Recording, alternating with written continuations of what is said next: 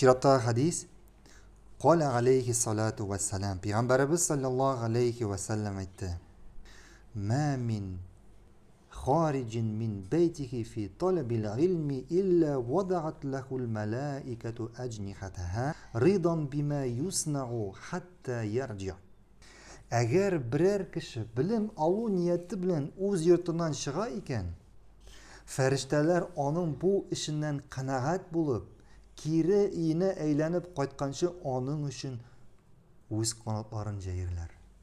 Eğer birerisi ilim alu için, yani şeriat ilmi alu için iğnen çıga iken, o kiri iğne eğlenip qaytqancha Allah'ın günahsız mahlukları, yani ferişteler bu kişiye o'zlarining qanotlarini jayirlar. İğne eğlenip qaytqanchaga kadar.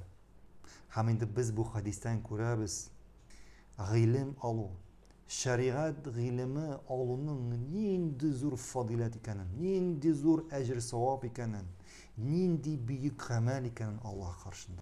Hamda so'raymiz Allohdan, bizni shu hadisdagi ilim olib, ilim olarga chiquvchi ham farishtalar, alarga qanotlarini jayuvchilar orasidan etsaydi.